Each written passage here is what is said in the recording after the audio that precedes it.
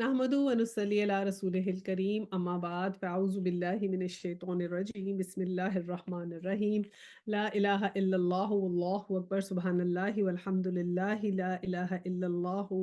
والاول وآخر وظاہر وباطن یحیی ویمیت وہو حی لا یموت بیدہ الخیر وہو علی کل شیء قدیر ربنا لا تزغ قلوبنا بعد إذ هديتنا وهب لنا من لدنك رحمة إنك أنت الوهاب رب اشرح لي صدري ويسر لي أمري واحلل عقدة من لساني يفقهوا قولي رب زدني علما اللهم فقهنا في الدين السلام علیکم ورحمۃ اللہ وبرکاتہ۔ چلے جی آیا 117 کی میں تلاوت لگاتی ہوں، سورہ توبہ کی۔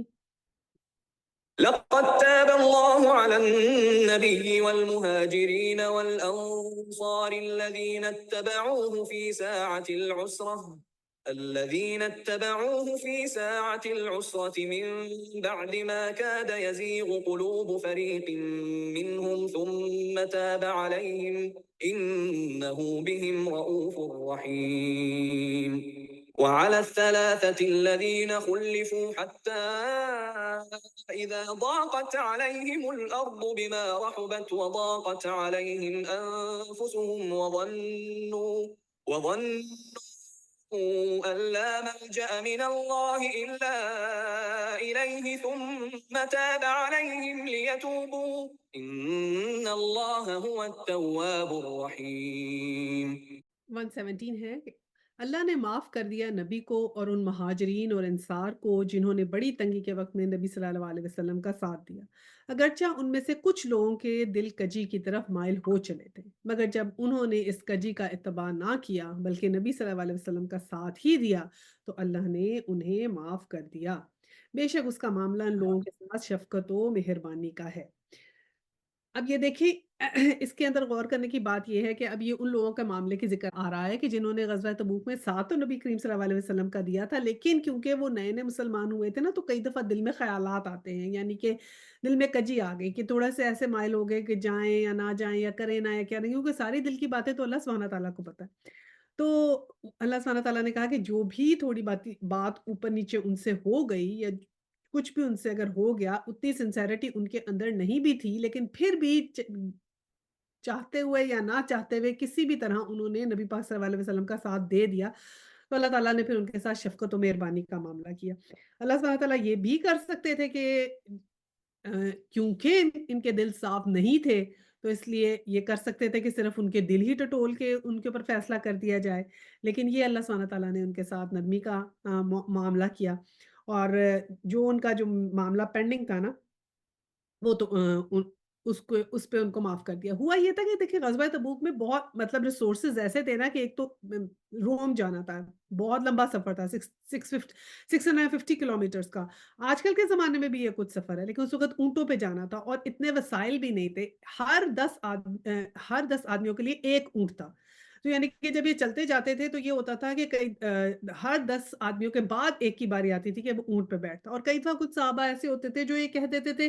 کہ چلو کسی دوسرے کو ہی باری دے دیتے تھے، تو ان کی باری کئی دفعہ 20 اونٹوں کے بعد آتی، تو ہو سکتا ہے اس باری کے دوران اور اس چلنے کے دوران، اور سخت گرمی بھی تھی اس وقت، تو کسی کے بھی دل میں آ سکتا ہے کیا کیا ایسے ہی آ گئے، کیوں آ گئے، اس سے تو ہم انہی کی طرح جنہوں منافقین نے جنہوں نے بہانے لگائے تھے، ہم بھی بہانہ لگا کے گھر ہی رہ جاتے، اف اللہ اتنی گرمی ہے، یا کچھ بھی دل میں خیالات آ سکتے ہیں نا کہ اب اتنی مشکل ہمیں درپیش ہو رہی ہے اور ہم یہاں پہ جا رہے ہیں، تو وہ ان لوگوں کا ذکر کیا گیا ہے کہ جن لوگوں کے دل میں کچھ بھی ایسی بات آ گئی تھی یا اکتاہٹ آ گئی تھی یا یہ آ گیا تھا کہ یار نہ ہی آتے تو اچھا تھا، ایسے خیالات آ گئے تھے، تو ان سب کو اللہ سبحانہ تعالیٰ نے کہا کہ کیونکہ وہ نبی پاک کے ساتھ ہی رہے تو ان کے ساتھ اللہ سبحانہ تعالیٰ نے شفقت اور مہربانی کا معاملہ کیا۔ تو اب ہم ایک نیا یہاں پر ایک 118 میں ایک اور غزوہ تبوک کی جیسے ہم پورے سلسلے پڑھ رہے تھے نا، تو اس میں بھی ایک قصہ آ رہا ہے 3 لوگوں کا، تو اس کا میں پہلے ترجمہ پڑھتی ہوں پھر ڈیٹیل بتاتی ہوں۔ اور ان تینوں کو بھی اس نے معاف کیا جن کے معاملے کو ملتوی کر دیا گیا تھا، جب زمین اپنی ساری وسعت کے باوجود ان پر تنگ ہو گئی اور ان کی اپنی جانیں بھی ان پر بار ہونے لگی، اور انہوں نے جان لیا کہ اللہ سے بچنے کے لیے کوئی جائے پناہ خود اللہ ہی کے دامن رحمت کے سوا نہیں ہے، تو اللہ اپنی مہربانی سے ان کی طرف پلٹا تاکہ وہ اس کی طرف پلٹ آئیں، یقیناً وہ بڑا معاف کرنے والا اور رحیم ہے۔ اچھا، اب یہ جو 3 لوگوں کو بھی معاف کر دیا جن کا معاملہ ملتوی تھا، یہ یہ 3 لوگ کون ہیں؟ اب اس کا ذکر پڑھتے ہیں، اور یہ ان کی جو آگے ایکسپلینیشن دی ہے وہ کیا ہے۔ اب یہ جو تینوں صاحب ہیں نا، یہ پکے مومن تھے، اب یہ منافقین میں شامل نہیں تھے۔ پہلے تو ہم نے پڑھے نا منافقین جو بہانے لگاتے رہے، جو تقریباً 80 کے قریب تھے وہ منافقین۔ یہ جو تھے یہ 3 مومن تھے، اور ان کے نام کیا-کیا ہیں؟ یہ واقعہ ایسے آتا ہے کہ کعب بن مالک، اور بلال بن امیہ، اور مراوہ بن ربی رضی اللہ تعالیٰ عنہ تھے، اور یہ تینوں جو تھے نا سچے مومن تھے، اور ان کا پہلے ان کا جو اخلاص ہے وہ اس کا مکمل ثبوت مل چکا تھا، اور ان کی قربانیوں کا بھی سب کو پتا تھا کہ انہوں نے کیا کیا۔ دونوں جو تھے نا، انہوں نے 2 صحابہ تو جو ایسے تھے، انہوں نے غزوہ بدر میں بھی شرکت کی تھی، اور اس کے علاوہ جو اگلا غزوہ ہوا تھا غزوہ احد، اس میں بھی شرکت کی تھی۔ تو اب وہ غزوات میں بھی پہلے سے شرکت کر چکے تھے، تو ہوتا ہے نا کہ ایک دفعہ کئی دفعہ خیال آیا تھا کہ ہم ہی سارے غزووں میں شرکت کریں، ہم نے احد میں بھی کی، بدر میں بھی کی، اب کون جائے گا تبوک میں؟ اب تو فتح مکہ بھی ہو چکی ہے، اب سب کچھ ہو گیا، اب سستی سی آ جاتی ہے نا، کاہلی آ جاتی ہے کہ اب دل نہیں کر رہا جانے کو۔ تو ایسے ہی انسان کے دل میں کئی دفعہ خیالات آ جاتے ہیں، مومن کے دل میں بھی آ جاتے ہیں۔ تو ان کس بھی وجہ سے یہ ایسا ہوا کہ وہ نہیں گئے تھے۔ تو ان کا معاملہ پھر کیا ہوا تھا کہ انہوں نے جو تھا وہ یہی بات سچ سچ بتا دی تھی، تو جس کی وجہ سے ان کے ساتھ ان کا حکم پینڈنگ ہو گیا تھا۔ اب میں ان کا قصہ جو ہونا یہاں پر تفہیم القرآن سے پڑھ کے سنا دیتی ہوں۔ ان تینوں صحابوں میں سے حضرت کعب بن مالک رضی اللہ تعالیٰ عنہ نے اپنا قصہ بہت تفصیل کے ساتھ بیان کیا ہے۔ جو اپنے بڑھاپے کے زمانے میں جبکہ وہ نابینا ہو چکے تھے، اپنے اپنے صاحبزادے عبداللہ سے جو ان کا ہاتھ پکڑ کے انہیں چلایا کرتے تھے، یہ قصہ خود بیان کیا۔ اب یہ میں قصہ ان کا پڑھ رہی ہوں، ان کی زبانی۔ غزوہ تبوک کی تیاری کے زمانے میں نبی صلی اللہ علیہ وسلم جب کبھی مسلمانوں سے شرکت جنگ کی اپیل کرتے تھے، وہ اپنے دل میں ارادہ کر لیتا تھا کہ چلنے کی تیاری کروں گا۔ حضرت آپ کی بات ہو رہی ہے، مگر پھر واپس آ کر سستی کر جاتا اور کہتا تھا کہ ابھی کیا ہے، جب چلنے کا وقت آئے گا تو ہونے میں کیا دیر لگتی ہے۔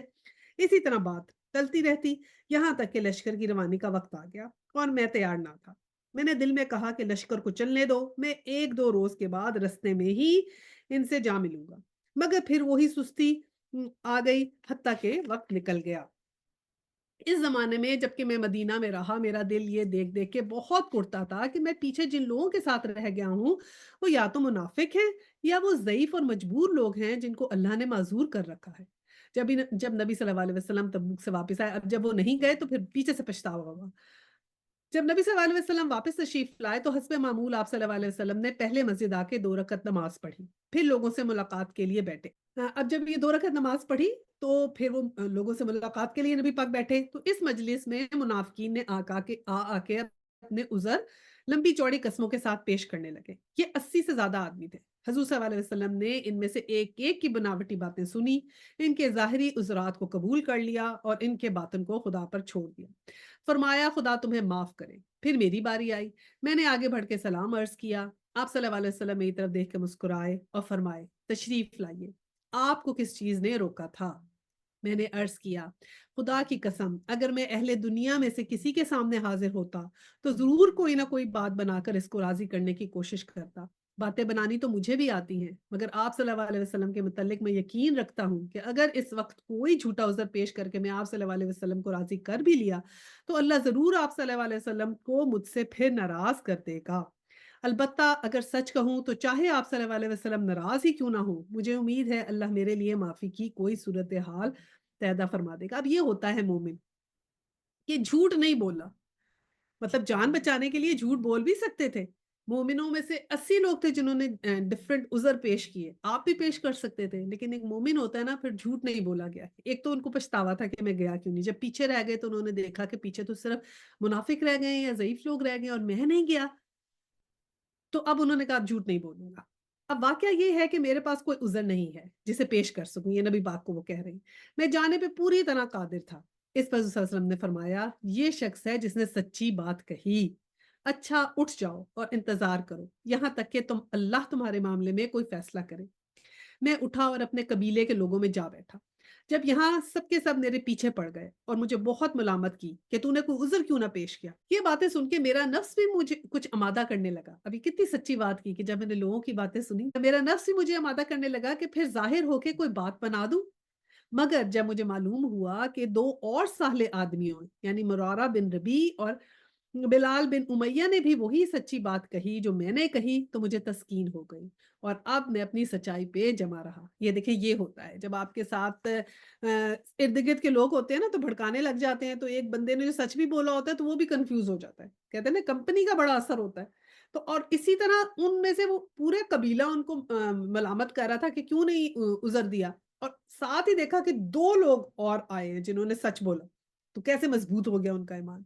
तो इसलिए कहते हैं कंपनी भी ऐसी बड़ी ज़रूरी है जो आपको खींच-खींच के अल्लाह की तरफ लाए। उन लोगों के साथ कहते हैं ताल्लुकात बढ़ाएँ जो आपको अल्लाह की तरफ बुलाएँ, जो आपको अच्छी बात बताएँ।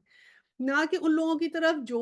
आपको अल्लाह सुब्हानह तआला की तरफ नहीं बुला रहे, जो खुद भी उस तरह नहीं है ठीक, तो आपने अपनी कंपनी का बहुत ख़्याल रखना है कि उन लोगों के साथ कंपनी बनानी है जो आपको अल्लाह सुब्हानह तआला की तरफ लाएँ। तो देखिए 2 ही लोग और हुए थे, वो कहते हैं ना एक अकेला दो 11, तो कैसे मज़बूत हो गए।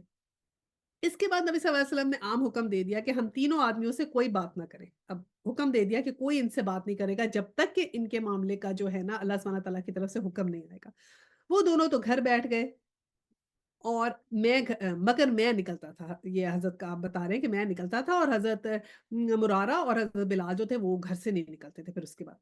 ये क्या करते थे, ये जमात का नमाज़ पढ़ता था, बाज़ारों में चलता-फिरता था, मगर मुझसे कोई बात ना करता था। ऐसा मालूम होता था कि ये सरज़मीन बिल्कुल बदल गई है। मैं यहाँ अजनबी हूँ, इस बस्ती में कोई भी मेरा वाकिफ़ नहीं है। मस्जिद में नमाज़ के लिए जाता तो हस्बे मामूल नबी सल्लल्लाहु अलैहि वसल्लम को सलाम करता, मगर बस इंतज़ार ही करता रह जाता कि जो अब के लिए आप सल्लल्लाहु अलैहि के जवाब के लिए आप सल्लल्लाहु अलैहि वसल्लम के होंठ जुम्बिश करें। नमाज़ में नज़रें चुरा कर हुज़ूर सल्लल्लाहु अलैहि वसल्लम को देखता, तो आप सल्लल्लाहु अलैहि वसल्लम की निगाहें मुझ पर कैसे पड़ती हैं। मगर वहाँ हाल ये था कि जब तक मैं नमाज़ पढ़ता, आप सल्लल्लाहु अलैहि वसल्लम मेरी तरफ देखते रहते, और जहाँ मैंने सलाम फेरा कि आप सल्लल्लाहु अलैहि वसल्लम की मेरी तरफ से नज़र हटाई। एक रोज़ मैंने घबरा के अपने चचाज़ाद भाई और बचपन के यार अबू कतादा के पास गया और उनके बाग की दीवार पर चढ़कर उन्हें सलाम किया, मगर उस अल्लाह के बंदे ने सलाम का जवाब तक ना दिया। मैंने कहा, अबू कतादा, मैं तुमको खुदा की कसम दे के पूछता हूँ, क्या मैं खुदा और इसके रसूल से मोहब्बत नहीं रखता? वो खामोश रहे। मैंने फिर पूछा, वो फिर खामोश रहे। तीसरी मर्तबा जब मैंने कसम दी कि यही सवाल किया, तो उन्होंने बस इतना कहा, अल्लाह और उसका रसूल ही बेहतर जानता है। इसमें मेरी आंखों से आंसू निकल आए और मैं दीवार से उतर गया। उन्हीं दिनों एक दफ़ा मैं बाज़ार से गुज़र रहा था कि शाम के बत्तियों में से एक शख़्स मुझे मिला और उसने कहा, शाह गस्सान का ख़त हरीर में लिपटा हुआ मुझे दिया।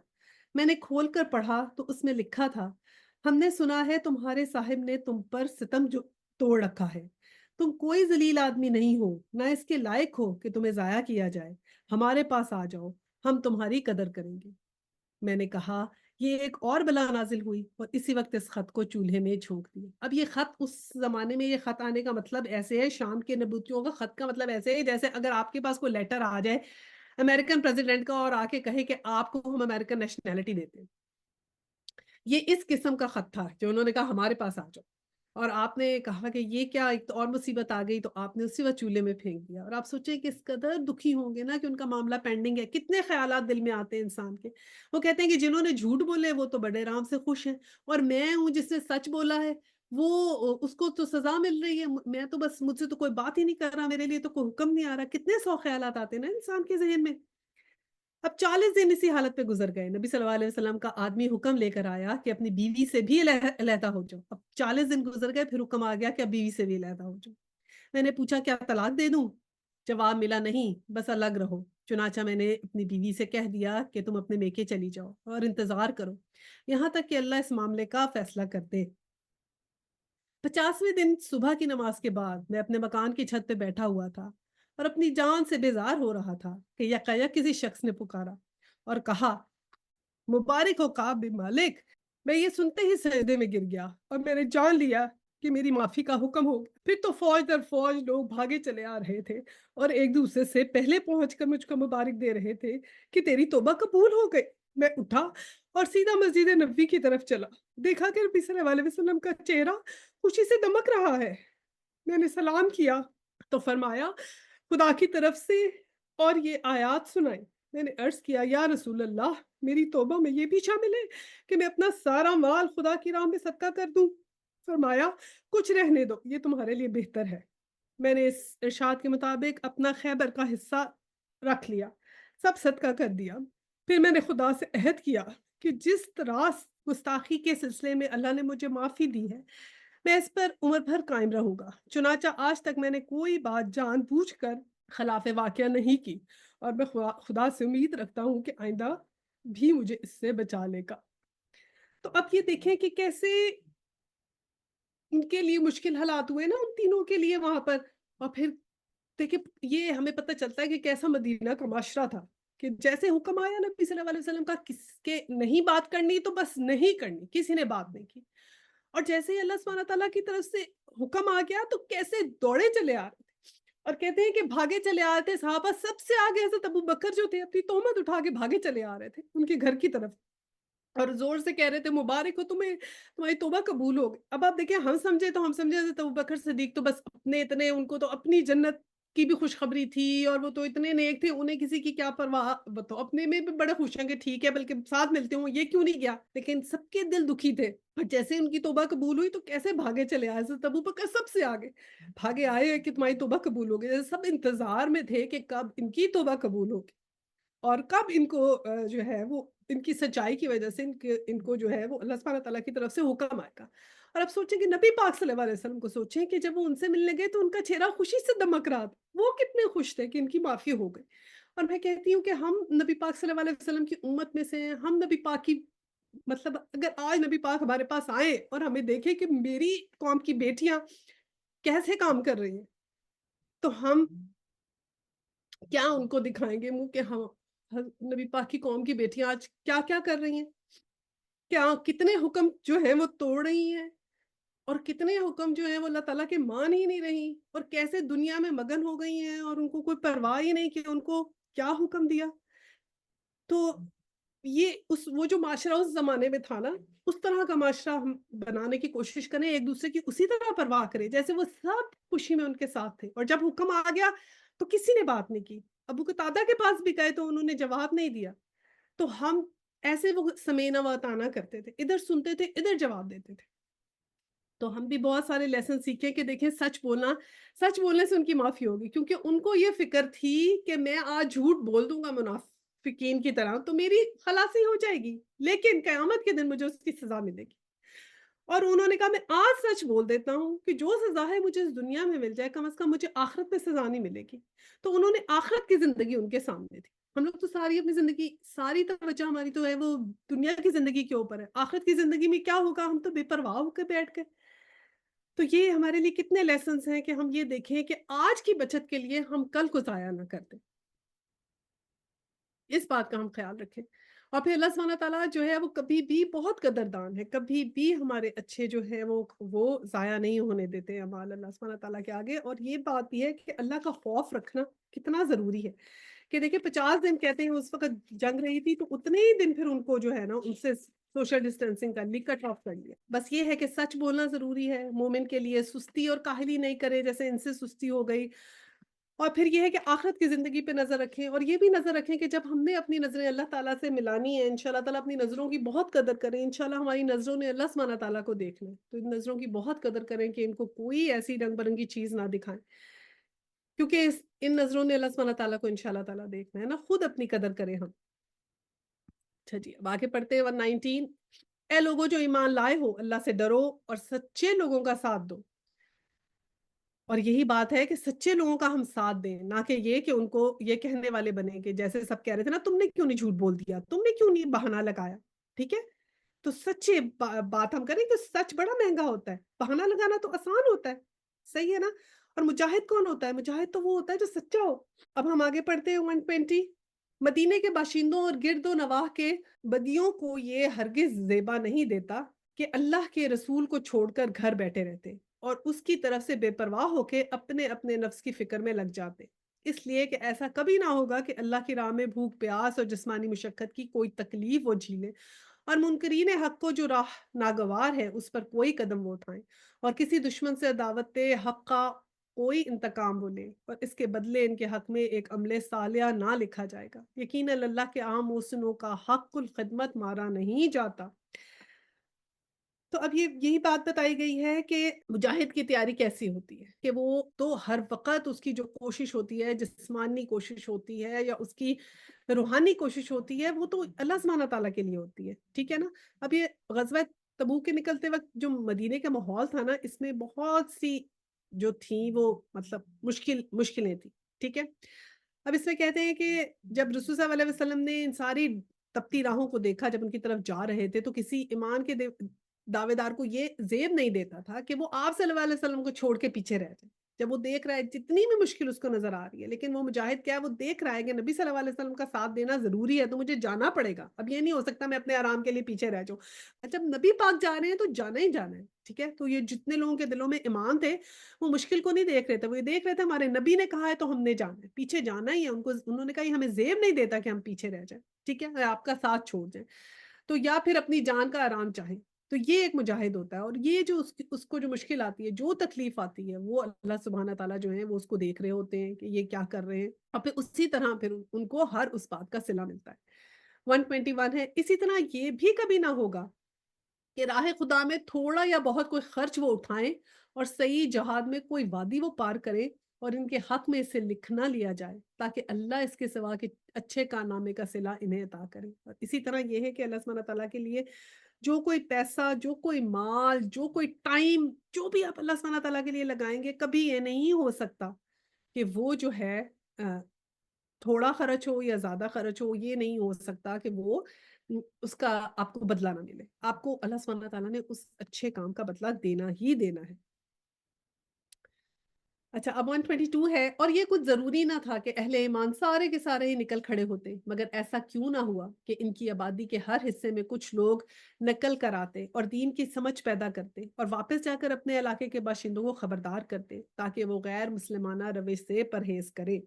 अब ये देखिए, इसमें ये कहा है ना कि ये जो दीन है ना, इसका फ़हम हासिल करना भी बड़ा ज़रूरी है।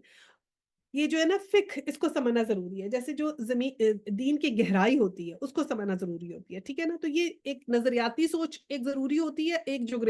जोग्राफ़ियाई हदूद होती है, ठीक है? एक नज़रियाती सोच की हिफ़ाज़त ज़रूरी होती है। जैसे स्कॉलर्स वगैरह हैं, वो सारे नज़रियाती हदूद की हिफ़ाज़त करते हैं। जो जोग्राफ़ियाई हदूद की हिफ़ाज़त करते हैं, वो सारे मिलिट्री में होते हैं। अब ये तरीक़ाकार वो यही है कि आलिम जो बहुत से ना जो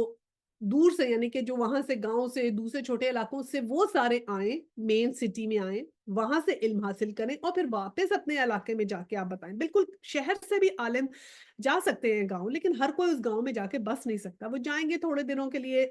वहाँ जाएँ, वहाँ मोटिवेट करें और फिर वहाँ के लोग जो हैं वो आएँ शहरों में, इल्म हासिल करें और फिर वापस जाके वही सही बात जो है वो अपने बाकी के लोगों को बताएँ। ये एक सिस्टम इस्लाम ने बता दिया कि ये सिस्टम ऐसा होना चाहिए। और फिर सिस्टम में ये भी है, लेकिन हर डिफरेंट गाँव वगैरह की डिफरेंट जगहों की डिफरेंट लैंग्वेजेस होती हैं। जब इस्लाम फैलता जा रहा था, तो फिर उसको कैसे फैलाना था? यही था कि डिफरेंट जगहों से लोग आएँ, इल्म हासिल करें, वापस जाएँ। हर किसी की एक अपनी लैंग्वेज होती है, एक अपने लैंग्वेज के हिसाब से वो उनको अच्छे तरीके से समझा सकते हैं। तो ये इस्लाम फैलाने का ये तरीका था कि इसको इस तरीके से फैलाया जाए, इस तरीके से जो है ना इसको किया जाए, फ्लरिश किया जाए।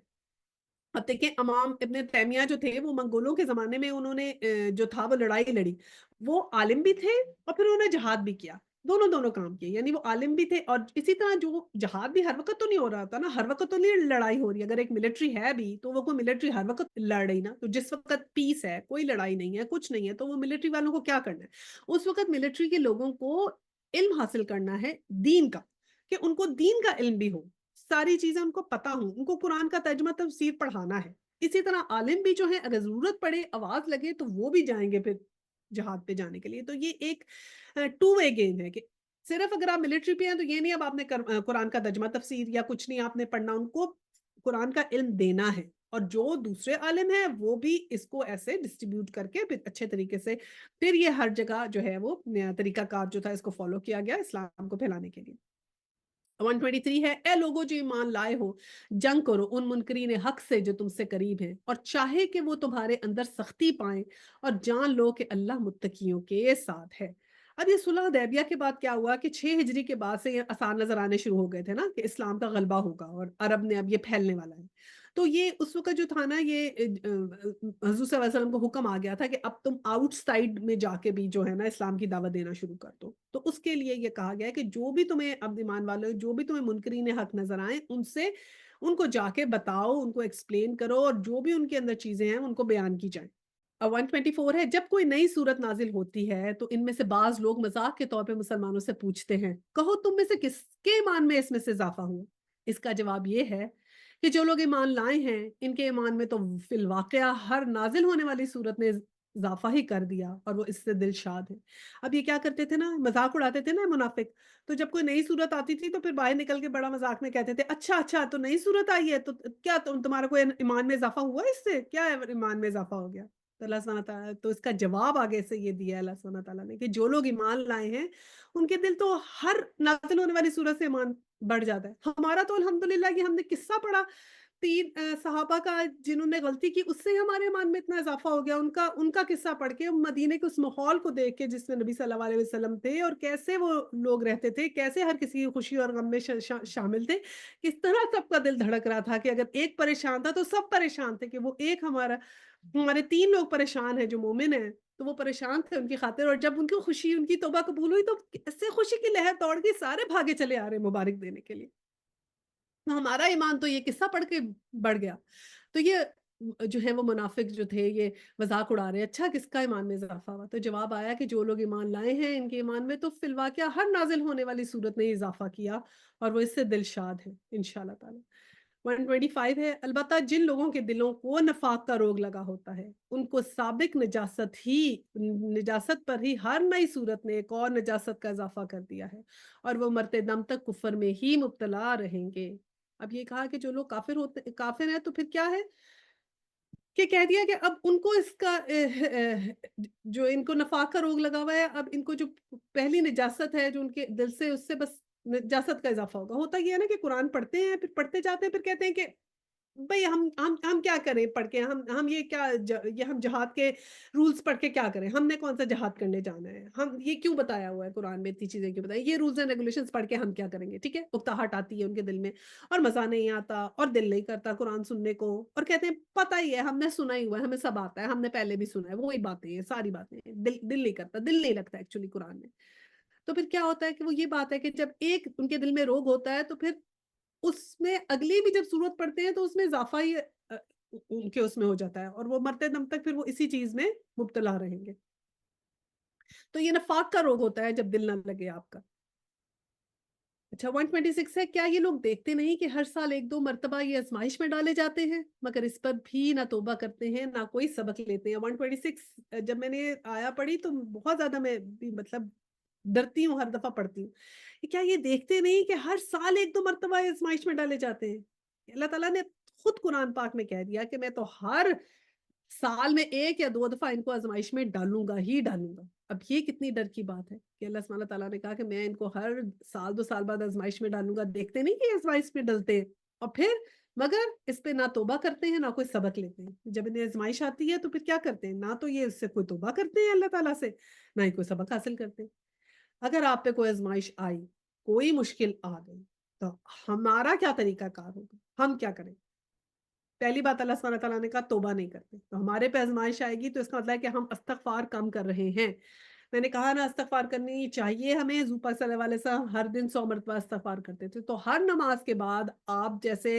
फ़ातिमा वाली तस्बीह करते हैं सुभान अल्लाह सुभान अल्लाह, तो उसी तरह अस्तगफिरुल्लाह भी साथ कर लिया करें। 30-30 टाइम्स भी अगर आप पढ़ेंगे, तो 5 नमाज़ों में आपकी 3 टू 5 150 टाइम्स हो जाएगी। ठीक है? अस्तगफिरुल्लाह। तो वो तस्बीह एक तस्बीह 100 से ज़्यादा तो हो गई ना 50 तो वो आपने करनी है इस्तिग़फ़ार तो ज़रूर करनी है। और दूसरा मुसीबत है इस्तिग़फ़ार बहुत ज़्यादा करें, सदका दें जिससे निफ़ाक़ जाए दिलों का, दिल में जो मुनाफ़िक़त आई हुई है वो निकलती है और फिर आगे अल्लाह सुब्हानहू तआला ने कहा वो कोई सबक नहीं लेते। उससे सबक लें, आज़माइश से सबक लें कि मेरे अंदर क्या कमी है, मैं क्या गलत कर रही हूँ, क्यों मुझे अल्लाह सुब्हानहू तआला ने ये आज़माइश मुझे दी है तो इसका क्या मतलब है? सबसे पहले अपने गिरबान में झाँकें कि मैं how can I improve my self क्या मैं कर रही हूँ? पूरा दिन मैं गुज़ार रही हूँ, आप देखेंगे क्या मैं अल्लाह सुब्हानहू तआला को अपने दिन में कितना टाइम दे रही हूँ। देखिए ना सारा दिन हमारा जो है वो दुनिया के कामों के दौड़-धूप में लगा रहता है। अभी हमने सूरह तौबा में क्या पढ़ा? तराज़ू अल्लाह सुब्हानहू तआला ने बता दिए, ये 5 मोहब्बतें हैं जिनके पीछे तुम भागते हो और उनमें क्या थी माल की मोहब्बत, घर की मोहब्बत, घर वालों की मोहब्बत यानी कि रिश्तेदारों की, औलाद की मोहब्बत ٹھیک ہے؟ یہ 5 اللہ سبحانہ تعالیٰ نے 5 محبتیں گنا کے اور پھر ایک سائڈ پہ ترازو میں رکھ دیا تھا اللہ رسول کی محبت، اور اللہ سبحانہ تعالیٰ نے کہا تھا اب ایویلویٹ کر لو، اگر اللہ اور رسول کی محبت ان محبتوں سے زیادہ نہیں ہے تو پھر انتظار کرو اس دن کا، باقاعدہ تھا انتظار کرو پھر جس دن فیصلے کی گھڑی آئے گی۔ تو اللہ سبحانہ تعالیٰ نے کلیئر کہہ دیا کہ میری محبت سب سے اونچی ہوگی تو ہی تم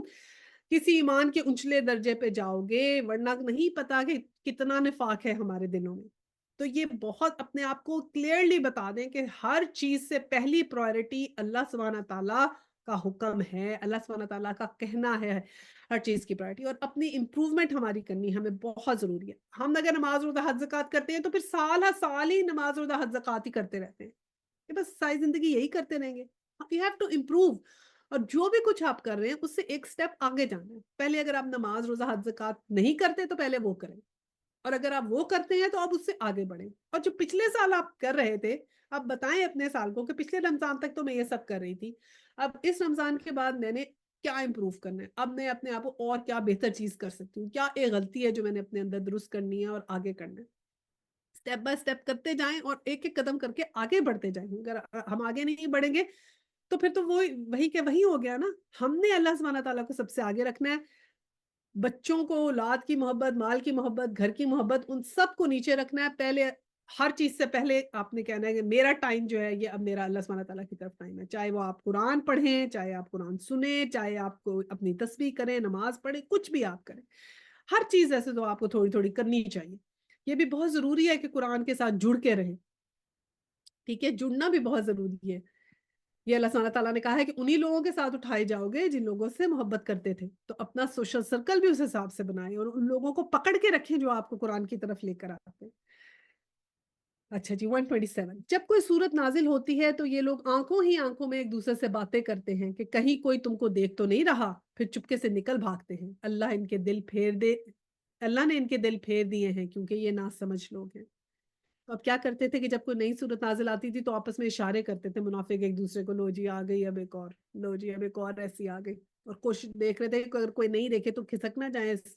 محفل سے، کہتے تھے گھبراہٹ ہو رہی ہے یہاں پر کون بیٹھا رہے، جیسے ان کا دل نہیں لگتا تھا قرآن کے اندر، گھبراہٹ ہوتی تھی نکلو یہاں سے، چلو یار کہیں اور چلیں، کیا یہی باتیں کرتے رہتے،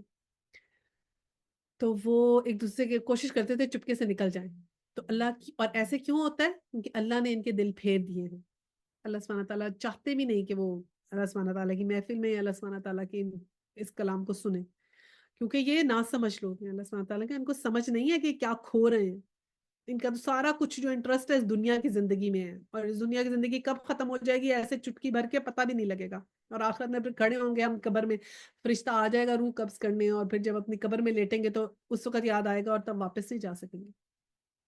آج آج سٹیپ اٹھا لیں، جو بھی زندگی میں اچھا کام کرنے کا، اللہ کے حکم ماننے کا سٹیپ اٹھا سکتے ہیں اٹھا لیں۔ سورہ توبہ میں بہت سخت الفاظ آئے ہیں منافقین کے لیے، سب چیز کلیئر کر دی ہے، ہر شیڈز دکھا دیے گئے ہیں۔ اب بھی ہمیں اگر آنکھ نہیں کھلے گی تو پھر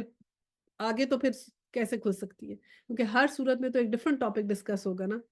اپنی منافقت وہ ہم نے دور کرنا ہے صورت کے پڑھنے کے بعد۔ اب یہ لاسٹ جو ہے وہ میں پڑھ رہی ہوں 128 آیا، دیکھو تم لوگوں کے پاس ایک رسول آیا ہے جو خود تم میں سے ہی ہے، تمہارے نقصان میں پڑنا اس پر شاک ہے، تمہاری فلاح کا وہ حریص ہے، ایمان لانے والوں کے لیے وہ شفیق اور رحیم ہے۔ مطلب بتایا جا رہا ہے کہ تمہارے پاس تم میں سے ہی رسول آیا ہے، وہ نہیں چاہتا تم نقصان میں رہو، تمہاری فلاح کا وہ حریص ہے، چاہتا ہے کہ تم ٹھیک ہو جاؤ، تو جو ایمان لاتے ہیں ان کے لیے تو وہ شفیق اور رحیم ہے۔ اور آگے کیا ہے یہ، اور اب اگر یہ لوگ تم سے منہ پھیرتے ہیں تو اے نبی صلی اللہ علیہ وسلم ان سے کہہ دو کہ میرے لیے بس اللہ ہی کافی ہے، کوئی معبود نہیں مگر وہ، اس پر تو میں نے بھروسہ کیا، وہ مالک ہے عرش عظیم کا۔ کہ اب اگر پھر بھی وہ کہنا نہیں مانتے تو پھر یہ کہو، یہ بہت اچھی دعا ہے نا، آیا 129 میں، یہ لاسٹ آیا ہے سورۃ توبہ کی، لا الہ الا اللہ علیہ توکلت وہو رب العرش العظیم۔ تو بہت ہی خوبصورت ہے، اس کو پڑھا کریں، اور اس کے بارے میں تو یہ مطلب احادیث ہیں بہت، مستند احادیثیں نہیں ہیں، تھوڑی سی غریب حدیث ہے، لیکن وہ اس طرح ہے کہ یہ میں پڑھ دیتی ہوں کہ حضرت عبداللہ سیدنا ابو دورہ رضی اللہ تعالیٰ عنہ سے مروی ہے کہ جو شخص صبح شام میں حسبی اللہ لا الہ الا اللہ علیہ توکلت و رب العرش العظیم کو 7 مرتبہ پڑھ لے تو اللہ تعالیٰ اس کو تمام پریشانیوں سے نجات دیں گے۔ ٹھیک ہے؟ اب یہ ضعیف حدیث، لیکن اس کو پڑھنے میں تو یہ قرآن کی آیا ہے نا، تو کبھی بھی آپ پڑھیں، 7 دفعہ پڑھیں، 10 دفعہ پڑھیں، کچھ بھی پڑھ لیں، روز ضرور پڑھ لیا کریں، کیونکہ اللہ تبارک تعالیٰ سے کہنا کہ میں بس آپ پہ ہی یقین رکھتی ہوں، ٹھیک ہے؟ اس کے علاوہ صحیح بخاری میں بھی ایک حدیث ہے کہ حضرت ابو بکر صدیق رضی اللہ اللہ تعالیٰ عنہ نے فرمایا کہ سیدنا زید بن حارث سے انہوں نے جمع کیا، اور یہ کہتے تھے کہ یہ جو ہے قرآن پاک کے آخری حصہ ہے، یعنی کہ یہ آخری آیات ہیں قرآن پاک کی، اور یہ بھی پکا نہیں پتا، کچھ یہ کہتے ہیں آخری آیت، کچھ سورہ بقرہ کی آیات کو جو ہے نا آخری آیات کہتے ہیں، تو یہ بھی جو ہے وہ نہیں ہے، لیکن یہ بھی ایک حدیث ہے، ضعیف ہے، لیکن یہ بھی ہے کہ شاید یہ آخری آیت تھی، لیکن یہ بہرحال یاد رکھیں کہ یہ ضرور پڑھیں آخری آیت سورہ توبہ کی۔ سورہ توبہ سے ہم نے اپنے دل کا نفاق ختم کرنا ہے، اللہ تعالیٰ سے دعا کرنی ہے کہ ہمارے دل کے نفاق ختم کریں، کیونکہ اللہ لا الہ الا اللہ علیہ توکلت ہوا رب العرش العظیم، کہ میرا وہی رب ہے، میں صرف اسی پہ توکل کرتی ہوں، اسی پہ بھروسہ کرتی ہوں، اور وہ عرش عظیم کا رب ہے۔ اچھا جی، یہ سورہ توبہ ہماری ختم ہو گئی، اور ایسا کرتے ہیں اب ہم سورہ یونس جو ہے کا انٹروڈکشن دے دیتے ہیں آپ کو۔ سورہ یونس جو ہے وہ انبیاء کے نام کے اوپر ہے، مکی صورت ہے، 109 اس میں آیات ہیں۔ انبیاء کے نام پہ بہت سی صورتیں ہیں، جیسے سورہ ہود ہو گئی، سورہ یوسف ہے، اب یہ سیکوینس میں آئیں گی، سورہ یونس کے بعد سورہ ہود آئے گی، پھر سورہ یوسف آئے گی۔ اس کے علاوہ انبیاء کے نام پہ سورہ ابراہیم ہے، سورہ نوح ہے۔ ابھی نبی اکرم صلی اللہ علیہ وسلم نے ساری صورتوں کے نام نہیں رکھے ہیں، کچھ کے نام صحابہ کرام نے بھی رکھے ہیں۔ اس میں اب کیا مین چیز جو ڈسکس ہوتی ہے وہ کیا ڈسکس ہو رہی ہے کہ اس میں تمام انسانیت کو انذار ہے اور مومنین کو خوشخبری ہے، تو اس کے اندر جو ہے نا یہ قرآن کا جو ہے نا اصل مقام بتایا گیا ہے، اور لفظ قرآن بھی ہم اس کے اندر پڑھیں گے، اور یہ بتایا گیا کہ یہ دنیا عارضی ہے اور فانی ہے۔ سورۃ توبہ سے اس کا لنک کیا ہے کہ سورۃ توبہ جو ہے وہ جب ختم ہوئی تھی تو اس میں جو تھا ہوا رب العرش العظیم سے ختم ہوئی نا، اور یہ جو تھی نا اس میں رب العرش کی کیسی شان ہے وہ بتائی گئی ہے سٹارٹ میں، ٹھیک ہے، اور عرش کا جو ورڈ ہے وہ ہمیں آیا نمبر 3 میں پتہ چلے گا۔ اس کے علاوہ سورۃ توبہ میں جو تھا وہ کفر کا انجام بتایا گیا کہ اگر آپ کفر کریں گے تو کیا ہوگا، یہاں پر بتایا جا رہا ہے کفر سے بچنے کا کیا طریقہ ہے۔ سورۃ توبہ میں اینڈ ہوئی کہ ہم اللہ پہ توکل کرتے ہیں، اور یہ جو ہے سورہ یونس اس نے بتایا کہ جو اللہ پہ توکل کرنے والے ہیں ان کا کیا مقام ہوگا، قدم صدقن اس کا ذکر آیا اس کے اندر۔ اب سورہ یونس تو مکی صورت ہے نا، تو مکی صورتیں جتنی بھی ہوتی ہیں نا یہ جو ہے نا یہ ایمان کے اوپر ہوتی ہیں، تو ہم لوگوں کے لیے اتنا بھاری نہیں ہوتی، ہمارے اوپر جو ہے نا مسلمانوں کے اوپر مدنی صورتیں بھاری ہوتی ہیں، ایسے صبح توبہ میں سارا ذکر تھا نا، تو مدنی صورتیں ہمیں بھاری لگتی ہیں، مشکل لگتی ہیں، اور یہ ہمیں آسان لگتی ہیں کیونکہ اس میں ہمارا ایمان ہوتا ہے، ہمارا ایمان صحیح ہوتا ہے، یہ مشرکین کو مشکل لگتی ہیں مکی صورتیں۔ چلے پھر بھی اس کی تلاوت شروع کرتے ہیں۔ ألف لام را تلك آيات الكتاب الحكيم أكان للناس عجبا أن أوحينا إلى رجل منهم أن أنذر الناس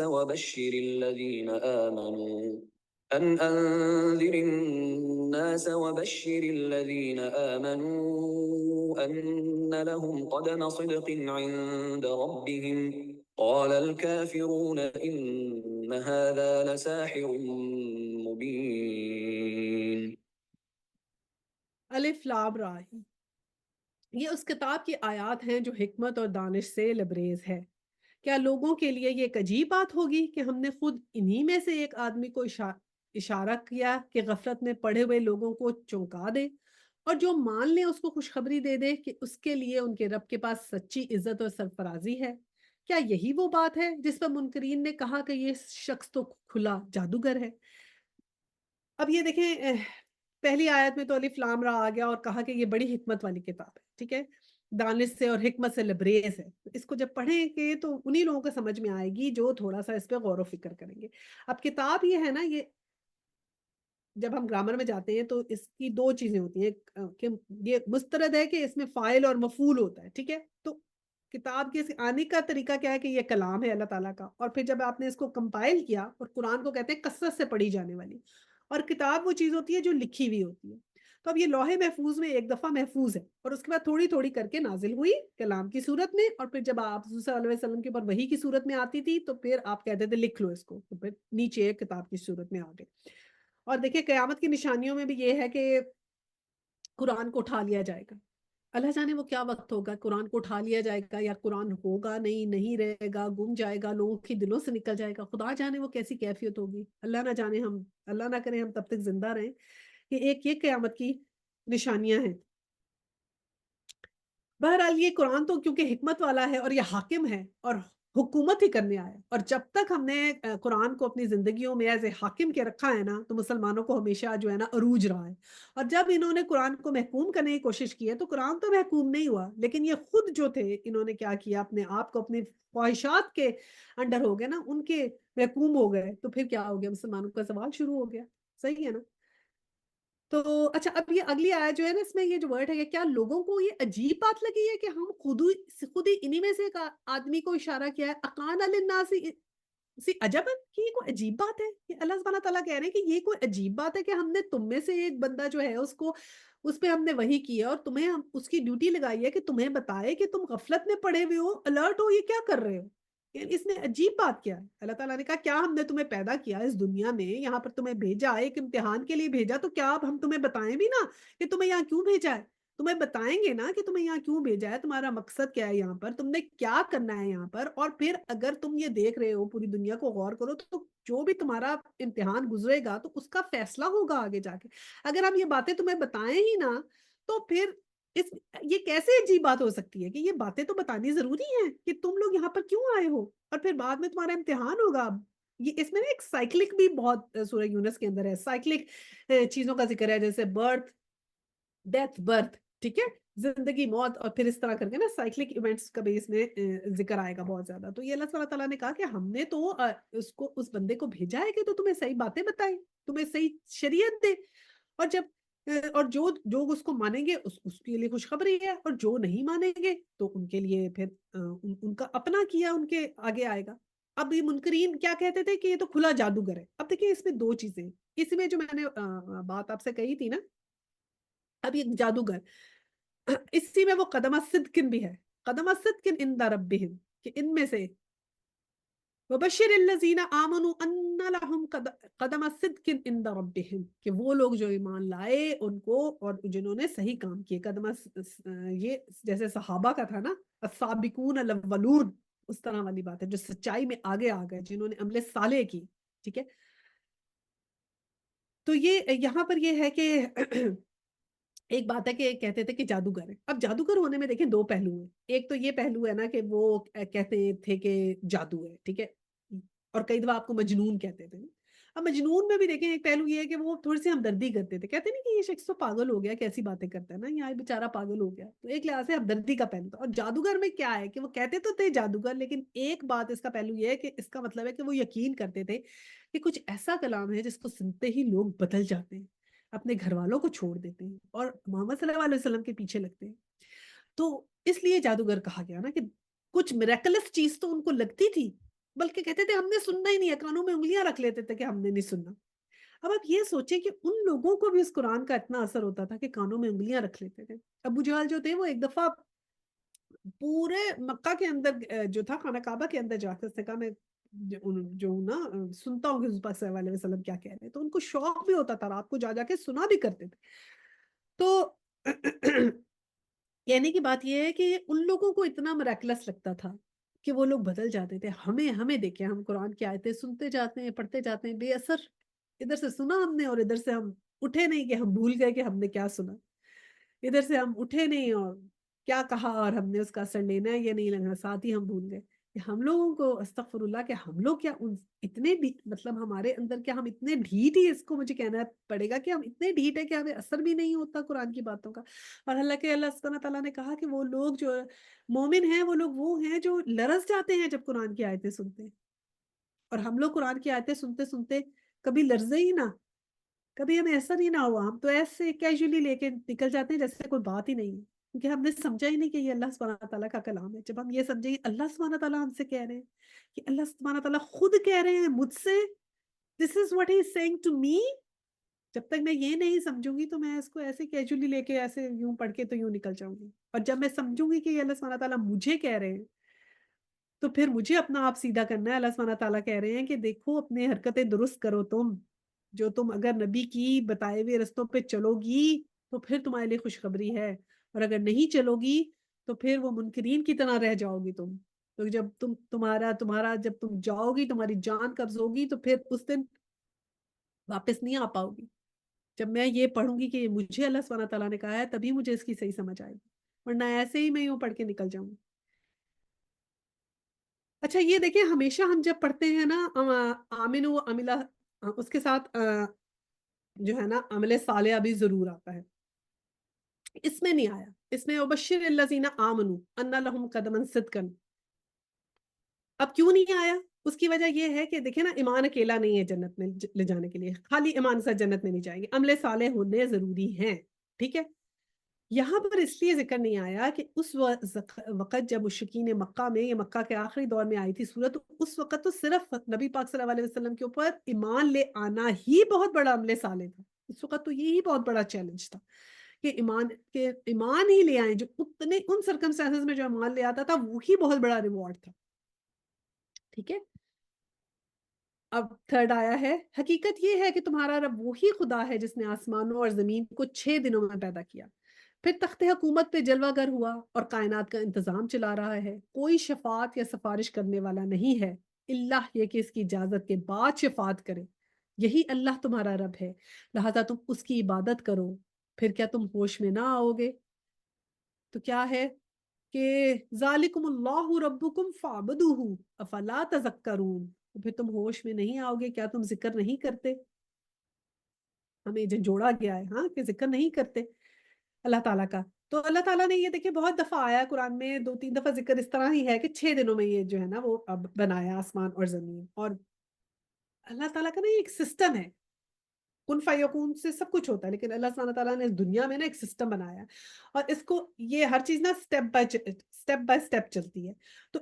یہ جو ایک پورا سسٹم ہے نا، جو ہر چیز سٹیپ بائی سٹیپ چلتی ہے، اسی کا ذکر یہاں پر ہے کہ وہ جو سسٹم ہے اسی کے حساب سے اللہ تعالیٰ نے 6 دن میں جو ہے نا وہ دنیا بنائی ہے، ورنہ اللہ تعالیٰ چاہتے تو یہ ایسے ہی بن جاتی، ٹھیک ہے نا، کن فیکون کرتے اور پھر کن فیکون ہو جاتی، لیکن اللہ سبحانہ تعالیٰ نے ایسے نہیں کیا، اس کو سٹیپ بائی سٹیپ بنایا۔ اور ہمیں بھی وہی چیز دیکھنی ہے کہ جب سٹیپ بائی سٹیپ بنایا ہے تو پھر ہم نے ہر چیز اگر آپ دیکھیں گے نا تو آپ کو ایسے ہی نظر آئے گی کہ سٹیپ بائی سٹیپ ہوتی ہے۔ کیسے؟ کہ دیکھیں جیسے ایک بچہ ہے جب وہ پیدا ہوتا ہے تو سٹیپ بائی سٹیپ بڑا ہوتا ہے، ٹھیک ہے؟ پھر ہم کوئی بھی اللہ تعالیٰ سے دعا کرتے ہیں تو ایسے نہیں ہوتا کہ ادھر دعا کی اور ادھر فوراً ہی پوری ہو جائے، اس کو بھی ٹائم لگے گا، ٹھیک ہے؟ تو یہ جو سٹیپ بائی سٹیپ کرنے والا عمل ہے نا، یہ ہر چیز میں شامل ہے۔ آہستہ آہستہ ہم دیکھو نا، بوڑھے بھی ہم آہستہ آہستہ ہوتے ہیں، ٹھیک ہے؟ سٹیپ بائی سٹیپ ہر چیز ہوتی ہے، سٹیپ بائی سٹیپ ہمارا ایمان بھی مضبوط ہوگا انشاءاللہ تعالیٰ، سٹیپ بائی سٹیپ ہم اچھے مومن بھی بن جائیں گے انشاءاللہ تعالیٰ۔ تو یہ اللہ سبحانہ تعالیٰ نے نا اپنے ایک سسٹم رکھا ہوا ہے، اس کو بولتے ہیں دا لا آف تدرج، تدرج کا یہ قانون ہے، ٹھیک ہے؟ اور تدرج کا قانون یہی ہوتا ہے کہ ہر چیز جو ہوتی ہے نا سٹیپ بائی سٹیپ ہوتی ہے، تو اسی لحاظ سے اللہ سبحانہ تعالیٰ نے کیونکہ یہ دنیا میں ہمارے پہ تدرج کا لا لگایا ہے، تو خود بھی زمین اور آسمان تدرج سے پیدا کیے، یعنی کہ 6 دن میں سٹیپ بائی سٹیپ کر کے پیدا کیے۔ اور پھر اللہ سبحانہ تعالیٰ نے کہا کہ یہ میرا ایک عرش ہے، کہ اللہ سبحانہ تعالیٰ جو ہے نا اوپر ایک عرش کے اوپر ہے، اللہ سبحانہ تعالیٰ کا عرش سب سے بنائی ہوئی اللہ سبحانہ تعالیٰ کی جو مخلوقات ہے نا ان میں سب سے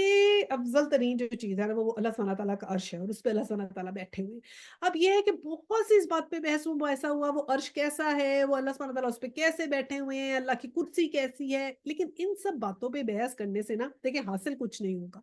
وہ جیسا بھی ہے، جو بھی ہے، اللہ سبحانہ تعالیٰ جو بھی ہے، ہمیں زیادہ غور یہ کرنا ہے کہ ہم نے عمل کیسے کرنا ہے ان باتوں میں جو اللہ سبحانہ تعالیٰ نے ہمیں بتائی ہیں، تاکہ ہمارے عمل ایسے ہوں کہ اللہ سبحانہ تعالیٰ کا دیدار ہمیں ہو سکے، ٹھیک ہے؟ ورنہ تو اس سے بہت بحثیں ہیں۔ اور پھر دیکھیں یہ جو 6 دن ہے نا، یہ بھی زمین دنیا کے 6 دن نہیں ہے، کیونکہ آپ کو پتا ہے نا ٹائم اور اسپیس ڈفرنٹ ہے۔ جیسے ہی ہم سدرۃ المنتہا میں جاتے ہیں نا، یہ 7 آسمانوں کے بعد سدرۃ المنتہا آتا ہے، تب تک تو ٹائم ہے، اس کے بعد سدرۃ المنتہا کے بعد ٹائم ختم ہو جائے، that time becomes unlimited، unlimited ہو جاتا ہے، یعنی کہ جو سدرۃ المنتہا کے ادھر ہے نا، جیسے اللہ سبحانہ تعالیٰ سدرۃ المنتہا کے ادھر ہے اور کوئی نہیں جا سکتا، وہاں پہ ٹائم اور سپیس نہیں ہے، وہ کسی بھی وقت کہیں سے بھی ادھر سے ہمیں پاسٹ میں پریزنٹ میں ایک ہی وقت میں ان کے سامنے پاسٹ پریزنٹ ہر چیز چل رہی ہوتی ہے، وہ دیکھ سکتے ہیں۔ تبھی اللہ سبحانہ تعالیٰ کو ہر چیز کا علم ہے نا، کیونکہ اللہ سبحانہ تعالیٰ تو سدرۃ المنتہا پہ کے آگے ہیں جہاں پہ ٹائم ہے ہی نہیں، لمٹ لیس ٹائم ہو گیا، جہاں لمٹ لیس ٹائم ہو جاتا ہے وہاں پہ پاسٹ پریزنٹ فیوچر نہیں رہتا، ہر چیز جو ہے نظر آ جاتی ہے ایسے سامنے، یہ تو ہماری بات ہے نا۔ اور پھر اسی طرح ٹائم بھی ڈفرینٹ ہے، اسپیس میں ہم جاتے ہیں نا تو ہمیں پتہ لگتا ہے کہ کتنے ہزاروں سال کے وہ دن ہیں، اب ہمیں نہیں پتا کہ وہ جس میں اللہ سبحانہ تعالیٰ نے 6 دنوں میں یہ بنایا وہ کون سے 6 دن ہیں، دنیا کے 6 دن ہیں یا اللہ سبحانہ تعالیٰ کی طرف کے 6 دن ہیں، ٹھیک ہے؟ جس طرح کہتے ہیں نا حضرت اسرافیل علیہ السلام ٹرمپٹ بلو کرنے کے لیے بالکل اپنے پاس لے کر آنے والے ہیں، حضرت صلی اللہ علیہ وسلم جب معراج میں گئے تھے انہوں نے دیکھا، تو وہ بھی اگر ہم ٹائم ڈفرنس دیکھیں تو پتہ نہیں جو ہے نا thousands and thousands of years کا بن جاتا ہے، کہ جو ادھر کا ٹائم اور ادھر کا ٹائم ہم ڈفرنٹ دیکھیں تو ہمیں سمجھ آتی ہے کہ کیسے وہ بالکل جو ہے نا سور پھونکنے ہی والے ہیں حضرت اسرافیل، کیونکہ اگر وہ thousand and thousand of years ہیں تو thousand and thousand of years زمین میں گزریں گے تو ہی وہ وقت آئے گا نا جو حضرت اسرافیل علیہ السلام کے لیے بس کچھ سیکنڈ ہے۔ تو یہ سب چیزیں سائنٹیفکلی اور یہ سب ڈسکس تو کی جاتی ہیں، لیکن یہ دیکھنے والی بات یہ ہے کہ ہم نے صرف یہ دیکھنا ہے کہ ہم نے عمل کیا کرنا ہے۔ امام مالک نے جو ہے نا بہت اچھی اس کی بات کی، انہوں نے یہ کہہ دیا تھا کہ اللہ سبحانہ تعالیٰ کا جو عرش جو ہے وہ ہے، ہمیں اس کا پتہ چلتا ہے قرآن پاک سے، یہ برحق ہے۔ ہاں، اب وہ اللہ سبحانہ تعالیٰ عرش پہ کیسے بیٹھے ہیں یہ مجہول ہے، کیونکہ یہ ہمیں نہیں پتا کہ کیسے بیٹھے ہیں، اور اگر آپ اس کو سوال کریں گے بار بار تو پھر یہ بدعت ہے کہ ایک ایسی چیز کے اوپر اپنا وقت ضائع کرتے جا رہے ہیں، جیسے اب یاجوج ماجوج ہیں، اب ہمیں نہیں پتا یہ گوگ مگوگ ہیں، یہ کیسے نکلیں گے، کس طرح یہ سوراخ کریں گے زمین میں، کس طرح بار بار جو ہے یہ آتے ہیں پھر سو جاتے ہیں پھر انشاءاللہ نہیں کہتے، اور کس طرح زمین کے اندر یہ لوگ ہیں، we really have no idea but what we know is کہ اللہ سبحانہ تعالیٰ نے بتایا یہ آئیں گے، تو اتنا ہی ہم وقت اس پہ لگائیں، ہمارا کام کیا ہے بس عمل کریں، ٹھیک ہے انشاءاللہ تعالیٰ۔ آیا 4 ہے، اسی کی طرف تم سب کو پلٹ کے جانا ہے، یہ اللہ کا پکا وعدہ ہے، بے شک پیدائش کی ابتدا وہی کرتا ہے پھر وہی دوبارہ پیدا کرے گا، تاکہ جو لوگ ایمان لائے اور جنہوں نے نیک اعمال کیے ان کے پورے انصاف کے ساتھ جزا دے، اور جنہوں نے کفر کا رویہ اختیار کیا وہ کھولتا ہوا پانی پیئیں اور دردناک سزا بھگتیں اس انکار کی پاداش میں جو وہ کرتے ہیں۔ تو یہ وہی سائیکلک آ گیا اور پھر ذکر کر دیا کہ اس کا رزلٹ ان کو اس دن ملے گا۔ آیا 5 ہے، وہی ہے جس نے سورج کو جالا بنایا اور چاند کو چمک دی اور چاند کو گھٹنے بڑھنے کی منزلیں ٹھیک ٹھیک مقرر کر دی تاکہ تم اس سے برسوں اور تاریخوں کے حساب معلوم کرو۔ اللہ نے یہ سب کچھ کھیل کے طور پہ نہیں کیا بلکہ بامقصد ہی بنایا ہے، اور اپنی نشانیوں کو کھول کھول کے پیش کر رہا ہے ان لوگوں کے لیے جو علم رکھتے ہیں۔ اب جب علم رکھیں گے دیکھتے ہیں تو دیکھیں سالہ سال سے چاند سے ہم لوگ کیا کرتے ہیں، لونر اس سے ہمیں منتھ کا پتہ لگتا ہے، اور سولر سائیکل سے جو ہمیں کیا پتہ لگتا ہے ہمارا ویدر دن جو ہے وہ پورے سال کی روٹیشن اور ہمارے ویدرز چینج ہوتے ہیں، تو یہ ایسے ہی چلتے جا رہے ہیں، یہ نشانیاں ہیں، انہیں کو تو دیکھ کے لوگوں نے سورج اور چاند کو پوجا کرنی شروع کر دی تھی ان کی۔ تو اللہ تعالیٰ نے کہا کہ یہ دیکھیں سائنٹیفکلی کہتے ہیں نا سب کچھ خدا خود بن گیا، یعنی کہ یہ کہتے ہیں جی ایک بگ بینگ ہوا اور سب کچھ بن گیا، جو ایک لحاظ سے دیکھیں کبھی آپ نے دیکھا ہے گاڑی ہے مرسیڈیز بینز ہے، ٹھیک ہے، اب اگر آپ کہیں گے جی لوہے کے ٹکڑے بکھرے پڑے تھے، ادھر چیزیں پڑی تھیں، تاریں پڑی تھیں، بجلی تھی، فلانا تھا، یہ سب کچھ پڑا تھا، آل آف اے سڈن ایک بگ بینگ ہوا اور ہزاروں سال کے بعد وہ ساری چیزیں اکٹھی ہو کے ایک گاڑی بن گئی، بن سکتی ہے؟ مطلب ہاؤ اسٹوپڈ از دیٹ؟ تو یہ لوگ کہتے ہیں جی بگ بینگ ہو گیا اور یہ پوری دنیا کھڑی ہو گئی، ایسے کیسے؟ کیونکہ یہ کریٹر کا انکار کرنا چاہتے ہیں تو بس کہہ دیتے ہیں کہ یہ خود بخود سب کچھ ہو گیا، خود بخود نہیں ہے، اس کا کریٹر ہے، ٹھیک ہے، جب سوچیں گے اٹس ناٹ دیٹ ڈیفیکلٹ، اللہ سبحانہ تعالیٰ نے تو آسان کر کے بتا دیا اپنی نشانی، اللہ سبحانہ تعالیٰ نے کہا اتنی مشکل نہیں ہے، یہ سمپل ہے، سمپل بات ہے، کوئی سمپل اس کے لیے کسی تعلیم کی ضرورت نہیں ہے، سمپل سے سمپل شخص بھی اگر غور کرے گا نا تو اس کو نظر آ جاتا ہے کہ یہ بنائی ہی گئی ہے کائنات، اس کا بنانے والا کوئی ہے ہی صحیح، یہ نہیں ہے کہ اس کے بنانے والا کوئی نہیں ہے۔ اچھا جی، آیا 6 ہے، یقیناً رات اور دن کو الٹ پھیر میں اور ہر اس چیز میں جو اللہ نے زمین اور آسمانوں میں پیدا کی ہے نشانیاں ہیں ان لوگوں کے لیے جو بچنا چاہتے ہیں۔ حقیقت یہ ہے کہ جو لوگ ہم سے ملنے کی توقع نہیں رکھتے اور دنیا کی زندگی ہی پر راضی ہیں اور مطمئن ہو گئے ہیں، اور جو لوگ ہماری نشانیوں سے غافل ہیں، تو اللہ سبحانہ تعالیٰ نے کہا کہ وہ لوگ جن کو کوئی امید نہیں کہ وہ ہم سے ملیں گے، وہی لوگ ہیں جو صرف دنیا کی زندگی میں راضی رہتے ہیں اور مطمئن رہتے ہیں، سکون میں ہیں، کہ اگر تمہیں یہ پتہ لگ جائے کہ تم اپنے اللہ سبحانہ تعالیٰ سے ملنے والے ہو تو تیاری کر کے جاؤ اس امتحان کی۔ اور ایک اللہ سبحانہ تعالیٰ سے ملاقات کے لیے میری کیا تیاری ہے؟ کیا میں نے اللہ سے ملاقات کی تیاری کر لی؟ کیا میں نے وہ سب کچھ کیا جو مجھے اللہ سبحانہ تعالیٰ نے حکم دیا؟ اس کے لیے میں نے کچھ ٹائم لگایا؟ بس یہی سوچنے کی بات ہے، کیونکہ اگر نہیں سوچیں گے تو اللہ سبحانہ تعالیٰ کا جو لوگ ہماری نشانیوں سے غافل ہیں تو وہ پھر ایسے ہی ہیں، اور جن کو یہ یقین ہے، توقع ہے کہ اللہ تعالیٰ سے ملیں گے تو وہی کچھ اس راہ میں آگے بڑھیں گے، ورنہ تو وہ دنیا کی زندگی پر ہی مطمئن ہے۔ آیا 8 ہے، اور ان آخری ٹھکانہ جہنم ہوگا ان برائیوں کی پاداش میں جن کا اکتساب وہ کرتے رہے ہیں۔ اور آیا 9 ہے، اور یہ بھی حقیقت ہے کہ جو لوگ ایمان لائے اور نیک عمل کرتے رہے انہیں ان کا رب ان کے ایمان کی وجہ سے سیدھی راہ چلائے گا، نعمت بھری جنتیں ہوں گی اور جس کے نیچے نہریں بہ رہی ہوں گی۔ آیا 10 وہاں ان کی صدا یہ ہوگی کہ پاک ہے تو اے خدا، ان کی یہ دعا ہوگی سلامتی ہو، اور ان کے ہر بات کا خاتمہ اس پہ ہوگا کہ ساری تعریف اللہ رب العالمین کے لیے ہی ہے۔ پھر انشاءاللہ تعالیٰ جب آخرت میں جو اچھے کام کرے گا تو ان کے لیے سلامتی ہوگی، فرشتے بھی ان کو سلام کریں گے، ان کو سلام کہہ کے بلائیں گے، اور وہاں پر وہ کیا کرتے رہیں گے؟ ہم الحمدللہ وہاں بھی کریں گے، الحمدللہ رب العالمین۔ کیا ہم جواب دیں گے کہ ساری تعریفیں اللہ سبحانہ تعالیٰ کے لیے ہیں، اور وہاں پر سلامتی ہوگی۔ یہ تو بہت سی حدیثیں ہمیں ملتی ہیں نا کہ جب ہم جنت میں جائیں گے تو وہاں پر فرشتے ہمیں سلام پیش کریں گے، سلام ہمیں کہہ کے آگے لے کے جائیں گے، اور ایسے ہی استقبال کیا جائے گا انشاءاللہ تعالیٰ۔ اور وہاں پر ہم ساری تعریفیں اللہ سبحانہ تعالیٰ کے لیے کریں گے، حمد پڑھیں گے اللہ سبحانہ تعالیٰ کی، اور ان لوگوں میں شامل ہوں گے انشاءاللہ تعالیٰ۔ چلیں پھر دعا کرتے ہیں۔ وآخر الدعوانا ان الحمد للہ رب العالمین، سبحانک اللہم وبحمدک، نشہد ان لا الہ الا انت، استغفرک واتوب الیہ۔ السلام علیکم ورحمۃ اللہ وبرکاتہ۔